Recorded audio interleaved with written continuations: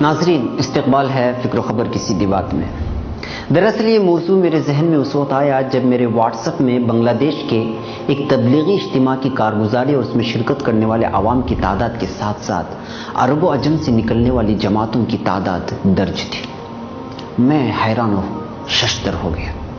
اس تعداد کو دیکھ کر میں حیران تھا کہ آخر بلا نعروں کے اشتہارات اور پروپیگنڈے کے بغیر اتنا بڑا انقلاب کیسے آ سکتا ہے؟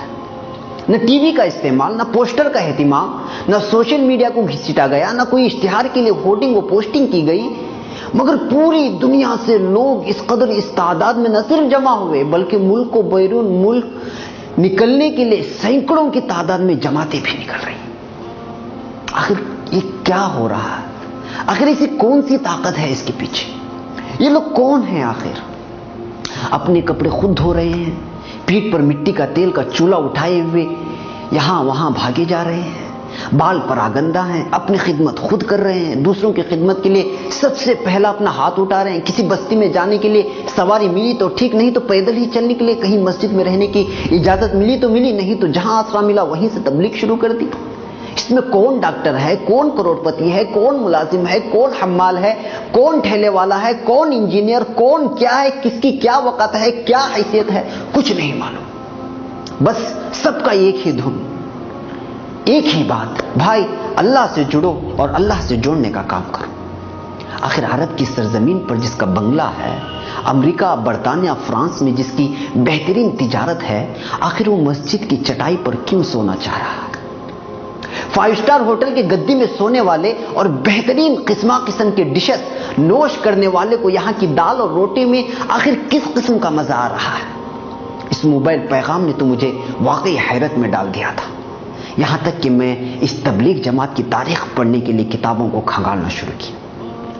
کھنگالتا گیا، نیٹ پر چیک کیا تو کئی غیر مسلم پروفیسر کے نام ملے جو اس پر پی ایچ ڈی کر چکے تھے، مگر مجھے اس کی تہہ تک جانا تھا تو ایک کتاب آخر مل ہی گئی۔ پھر میں نے اندازہ لگایا، پراگندہ بال والے دیکھنے میں تو کچھ نہیں مگر یہ سکون و عافیت کو بانٹنے کا کام کر رہے تھے۔ یہ لوگ اللہ سے اس کے بچھڑے ہوئے بندے کو اس سے ملا رہے تھے۔ میں نے اس تبلیغ جماعت کی تاریخ کو کھنگالا تو پایا کہ اس کی بنیاد 1926 یعنی کہ 1926 عیسوی میں میوات نامی علاقے میں حضرت مولانا الیاس رحمۃ اللہ علیہ نے رکھی تھی، اور یہ وہ دور تھا کہ گھر واپسی، دھرم پرورتن کے نام پر کئی مسلمان مرتد ہو رہے تھے اور کئی کیے جا رہے تھے۔ اس موقع پر مسلمان کو مسلمان پر باقی رکھنے کے لیے یہ تحریک چلائی گئی، اور اس تحریک کی بنیاد میں ایسی مضبوط اخلاص کی بنیاد ڈالی گئی تھی کہ آج دنیا کا کوئی بھی ایسا علاقہ نہیں ہے جہاں یہ جماعت کام نہیں کر رہی ہے۔ ناظرین، میں نے اس سے قبل پہلے بریک میں کہا تھا کہ میں کون ہوں، اس کا جواب کہاں ملے گا؟ دراصل یہاں انسان کو انسان کی پہچان کروائی جا رہی تھی، انسان کو بتایا جا رہا تھا کہ تم کون ہو اور اس دنیا میں بھیجے جانے کا تمہارا مقصد کیا ہے۔ ناظرین، ایک جانب میں جماعت میں نکلنے والوں کا حال دیکھ رہا تھا، اپنا مال، اپنا وقت، اپنا علم، ٹھنڈی گرمی موسم سے بے پرواہ، گھر کی بہترین اغذیہ اور بہترین سہولیات کو چھوڑ کر بستی سے دور گھر گھر جا کر کہہ رہے تھے بھائی یہ ہے اصل زندگی۔ وہ بتا رہے تھے کہ بھائی یہ ہے نظام حیات، یہ ہے سیرت النبی صلی اللہ علیہ وسلم، اس اعمال سے اللہ راضی ہوتا ہے، اس سے ناراض ہوتا ہے، یوں گزارو گے تو زندگی سکون میں گزرے گی۔ مال و دولت میں سکون نہیں ہے، سکون ہے تو اپنے رب کی رضا میں اور اس کی خوشنودی میں، اسے خوش کرو، پوری دنیا تمہیں خوش کر دے گی۔ میرے سامنے ایک طرف یہ منظر تھا، دوسری طرف آپ صلی اللہ علیہ وسلم اور صحابہ کرام کی سیرت تھی۔ پہلا دن آیا تو آپ صلی اللہ علیہ وسلم کپ کپاتے ہوئے حضرت خدیجہ کے پاس زمیلونی زمیلونی کہتے ہوئے پایا۔ دوسرا دن 2-3 صحابہ اس مشن سے جڑ چکے تھے۔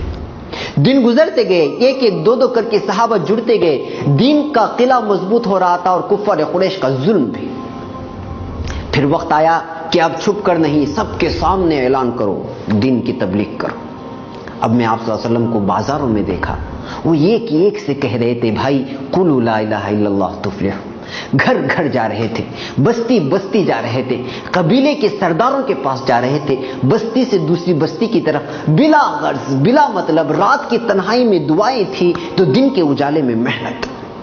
پھر میں اس جماعت کی جانب دیکھا جہاں وہاں بھی یہی منظر تھا، بلا غرض، بلا مطلب، بلا لالچ، اپنا تن من دھن لگا کر ایک بستی سے دوسری بستی، ایک محلے سے دوسرے محلے، ایک ریاست سے دوسری ریاست، ایک ملک سے دوسرے ملک جا کر کہہ رہے تھے بھائیو تم جہاں سکون ڈھونڈ رہے ہو وہ تو سراب ہے، وہ نہ پورا ہونے والا خواب ہے، حقیقت زندگی اور مقصد حیات اللہ کی رضا میں ہے۔